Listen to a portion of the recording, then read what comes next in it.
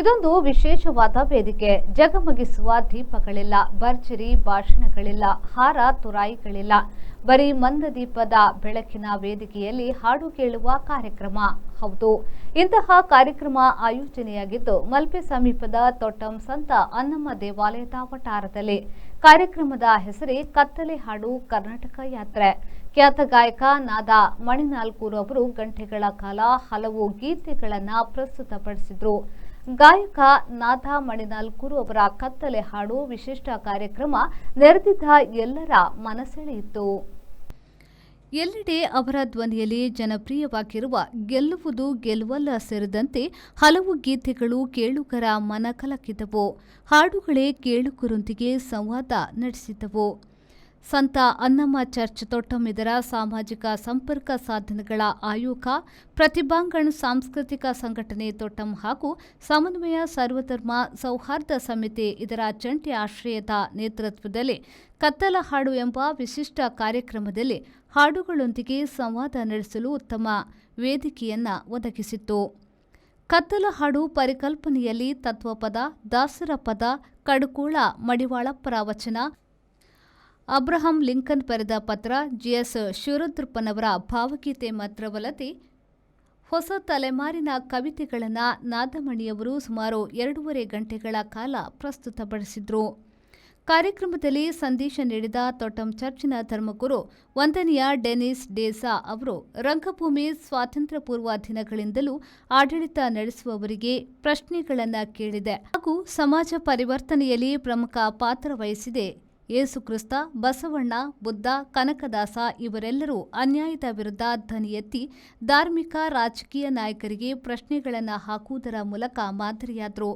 ಕಲ್ಮಶ ತುಂಬಿದ್ದ ಜಗತ್ತಿನಲ್ಲಿ ತಮ್ಮ ತಂಬೂರಿ ನಾದದಲ್ಲಿ ಶಾಂತಿ, ಪ್ರೀತಿ, ಸೌಹಾರ್ದತೆ, ಸಹಿಷ್ಣುತೆ, ತ್ಯಾಗ, ಅಧ್ಯಾತ್ಮದ ಮಹತ್ವಗಳನ್ನು ಪ್ರಚುರಪಡಿಸುವ ವಿಶಿಷ್ಟ ಕಾರ್ಯಕ್ರಮವನ್ನು ನಾದಮಣಿ ನಾಲ್ಕೂರು ಅವರು ಮಾಡುತ್ತಿದ್ದಾರೆ. ಪ್ರತಿಯೊಬ್ಬರಿಗೂ ಪ್ರಶ್ನೆ ಕೇಳುವ ಹಕ್ಕಿದ್ದು, ಪ್ರಜಾಪ್ರಭುತ್ವದಲ್ಲಿ ಆಡಳಿತ ಪಕ್ಷವನ್ನು ಪ್ರಶ್ನಿಸುವ ಹಕ್ಕು ಪ್ರತಿಯೊಬ್ಬ ನಾಗರಿಕನಿಗೆ ಇದ್ದು ಅದನ್ನು ಉಪಯೋಗಿಸೋಣ ಎಂದು ಹೇಳಿದರು. ತಪ್ಪಿಗೆ ನೆರೆದ ಕಾನೂನಿದೆ, ಸಂಬಂಧಪಟ್ಟ ಇಲಾಖೆಗಳಿವೆ. ಅದನ್ನು ಬಿಟ್ಟು ನಾವೇ ಕಾನೂನನ್ನು ಕೈಗೆತ್ತಿಕೊಂಡು ಹಲ್ಲೆ ನಡೆಸುವುದು ಅದು ಒಪ್ಪಲಾಗುವುದಿಲ್ಲ.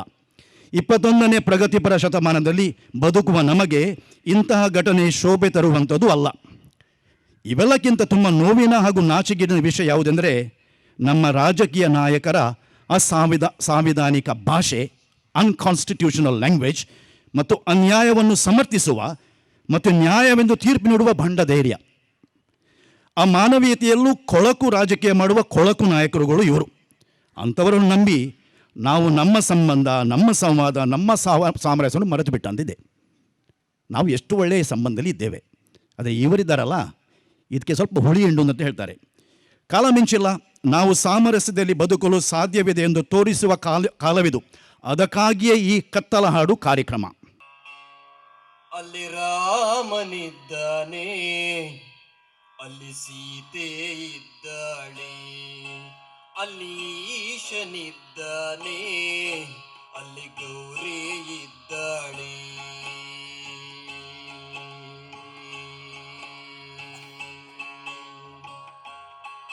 ನಮ್ಮ ಎಲುವಿನ ಹಂದರದೊಳಗೊಂದು ಮಂದಿರವಿದೆ,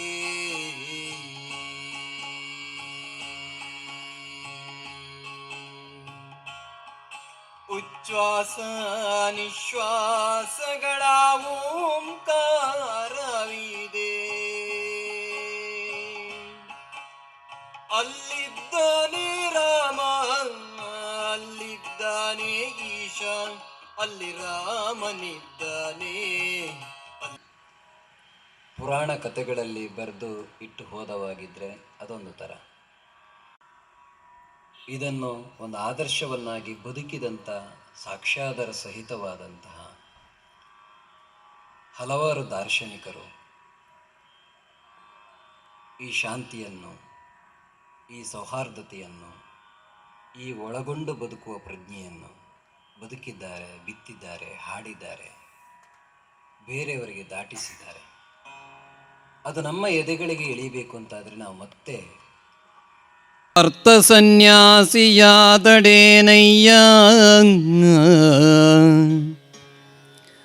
ಆವಂಗದಿಂದ ಬಂದಡು ಕೊಳದಿರಬೇಕು. ದುಡ್ಡು ಬೇಡ ಅಂತ ಹೇಳೋದಲ್ಲ, ದುಡ್ಡು ಯಾವುದೇ ರೂಪದಿಂದ ಬಂದರೂ ತಗೊಳ್ಬಾರದು. ಸ್ವಾಮೀಜಿಗಳೆಲ್ಲ ಹೇಳ್ತಾರೆ, ಸನ್ಯಾಸಿಗಳು, ದುಡ್ಡು ಬೇಡ ನಮಗೆ, ನಮ್ಮ ಭಕ್ತಾದಿಗಳಿಗೆ ಉಳ್ಕೊಳ್ಳಿಕ್ಕೆ ಒಂದು 2 ಫ್ಲೋರ್ ಇದ್ದು ಬಿಲ್ಡಿಂಗ್ ಮಾಡಿಕೊಡಿ, ಕಾಂಕ್ರೀಟ್ ಹಾಕ್ಕೊಡಿ. ಹಂಗಲ್ಲ, ದುಡ್ಡು ಯಾವ ರೂಪದಿಂದ ಬಂದರೂ ಅದನ್ನು ತಗೊಳ್ಬಾರದು. ರುಚಿ ಸನ್ಯಾಸಿಯಾದಡೇನಯ್ಯ,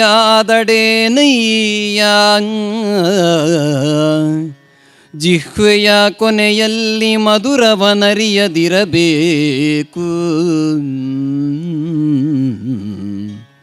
ನಾವು ಉಪವಾಸ ಮಾಡ್ತೀವಿ, ಗುರುವಾರ ಚಿಕನ್ ತಿನ್ನ. ಕಾರ್ಯಕ್ರಮದಲ್ಲಿ ತೊಟ್ಟಂ ಸಂತ ಅನ್ನಮ್ಮ ದೇವಾಲಯದ ಪಾಲನಾ ಸಮಿತಿಯ ಉಪಾಧ್ಯಕ್ಷರಾದ ಸುನಿಲ್ ಫರ್ನಾಂಡಿಸ್, ಕಾರ್ಯದರ್ಶಿ ಬ್ಲೆಸಿಲ್ಲಾ ಕ್ರಾಸ್ತಾ, 20 ಆಯೋಗಗಳ ಸಂಯೋಜಕಿ ವನಿತಾ ಫರ್ನಾಂಡಿಸ್, ಕಾನ್ವೆಂಟಿನ ಮುಖ್ಯಸ್ಥರಾದ ಸಿಸ್ಟರ್ ಸುಷ್ಮಾ, ಸಮನ್ವಯ ಸರ್ವಧರ್ಮ ಸೌಹಾರ್ದ ಸಮಿತಿಯ ತೊಟ್ಟಂ ರಮೇಶ್ ತಿಂಗಳಾಯ, ಸಾಮಾಜಿಕ ಸಂಪರ್ಕ ಸಾಧನಗಳ ಸಂಯೋಜಕರಾದ ಆಗ್ನೆಲ್ ಫರ್ನಾಂಡಿಸ್, ಪ್ರತಿಭಾಂಗಣ್ ಸಾಂಸ್ಕೃತಿಕ ಸಂಘಟನೆಯ ಅಧ್ಯಕ್ಷರಾದ ಕ್ಲಾರೆನ್ಸ್ ಫರ್ನಾಂಡಿಸ್, ವಿನೋದ್ ಯಾದವ ಹಾಗೂ ಇತರರು ಉಪಸ್ಥಿತರಿದ್ದರು.